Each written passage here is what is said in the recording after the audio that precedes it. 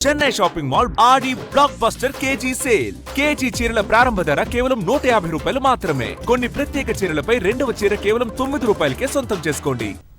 దశాబ్దాలుగా శ్రోతలను అలరించిన మధుర స్వరం మూగపోయింది. పాటను అమృతతుల్యం చేసిన గాత్రం దివికేగింది. భాష ఏదైనా, బాణి ఎలాంటిదైనా స్వరాలకు అనుగుణంగా గాత్రం మార్చుకోగల అద్భుత శక్తి ఆమె సొంతం. దక్షిణ భారత గాన కోకిలగా, తెలుగునాట జానకమ్మగా ఖ్యాతి గడించిన స్వర సామ్రాజ్ఞి ఎస్ జానకమ్మ సంగీత ప్రియుల్ని శోకసంద్రంలో ముంచేసి తిరిగిరాని లోకాలకు వెళ్లారు. తరాలుగా శ్రోతలను అలరించిన అజరామరమైన తన పాటను విడిచి సెలవు తీసుకున్నారు.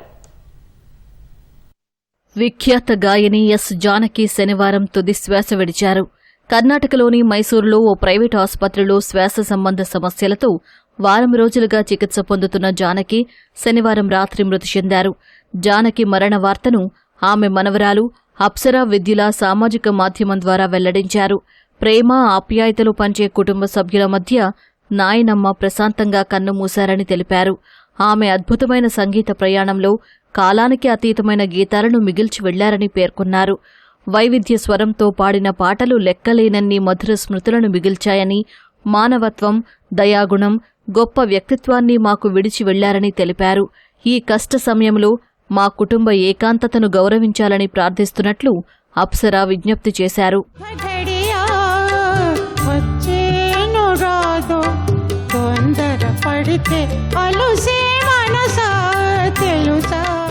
వయోభారంతో బాధపడుతున్న ఆరోగ్యపరమైన సమస్యలు అంతగా లేని జానకి 2 వారాల క్రితమే మంగళూరులోని మంగళాదేవి దేవాలయాన్ని సందర్శించారు. ఈ ప్రయాణ సమయంలో శ్వాస సంబంధ సమస్యలు ఎదురవడంతో మైసూరులోని ఓ ప్రైవేటు ఆసుపత్రిలో చేర్చారు. అనంతరం ఇంటికి వెళ్లారు. మళ్లీ గతవారం కాలికి ఇన్ఫెక్షన్ కారణంగా చికిత్స కోసం మళ్లీ ఆసుపత్రిలో చేరారు. శనివారం రాత్రి 7:30 గంటలకు గుండెపోటుతో తుది శ్వాస విడిచినట్లు వైద్య బృందం వెల్లడించింది. జానకి భర్త వి రామప్రసాద్ 1997లో మరణించగా ఏకైక కుమారుడు మురళీకృష్ణ ఈ ఏడాది జనవరిలో మృతి చెందాడు. ఈ విషాదం ఆమెను బాగా కుంగదీసింది. నీ పాదాల పడి ఉండగా పూలల్లో నూలైన కానైతిని నీ మెడలో నద్దుగాడగా. జానకి పాటలంటే ఆమె భర్త వి రాంప్రసాద్కు అంతులేని విశ్వాసం. 1956లో జానకితో వివాహానికి ముందే ఏవిఎం స్టూడియోకు వస్తూ వెళుతూ ఉండే రాంప్రసాద్ జానకిపై తొలిచూపులోనే మనసు పారేసుకున్నారట. తన తండ్రితో చెప్పి జానకికి ఏవిఎం స్టూడియోలో మంచి అవకాశాలు దక్కేలా చేసిన రాంప్రసాద్ ఆపై ఆమె సినీ ప్రయాణానికి ఓ చుక్కానిలా మారారు. జానకి పాడే ప్రతి పాటను దగ్గరుండి పరిశీలించేవారు. స్టూడియోల్లోనూ వెంటే ఉంటూ సలహాలిచ్చేవారు. నేను ప్రస్తుతం ఇన్నేసి అవార్డులు పొందానంటే అందుకు రాము చూపిన శ్రద్ధే కారణమని తన భర్త గురించి జానకి చెప్పేవారు. పాటల్లో మిమిక్రీ చేసిన ఘనత జానకికే సొంతం.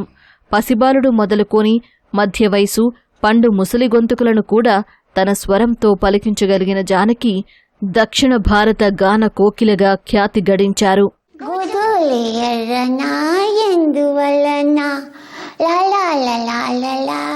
2013లో తనకొచ్చిన పద్మభూషణ్ అవార్డును ఎస్ జానకి తిరస్కరించి వార్తల్లో నిలిచారు.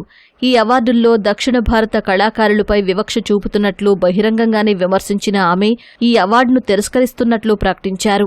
సినీ పరిశ్రమ జానకమ్మ అని పిలిచినా, దక్షిణ భారత చిత్ర పరిశ్రమ నైటింగేల్ ఆఫ్ సౌత్ సినిమా అని పిలిచినా జానకి అన్ని బిరుదులను అవార్డులుగా భావిస్తారు. ఎంతలా అంటే పద్మభూషణ్ అవార్డు వచ్చిన నాడే నేను భారతరత్నకు అర్హురాలిని అని, ఈ సమయంలో పద్మభూషణ్ ఏంటని భారత ప్రభుత్వాన్ని నేరుగా ప్రశ్నించారు. బహుశా ఉత్తర భారతదేశంలో పుట్టి ఉంటే ఎప్పుడో భారతరత్న అయి ఉండేదానినంటూ తన ప్రతిభపై అంతులేని విశ్వాసాన్ని ప్రదర్శించారు.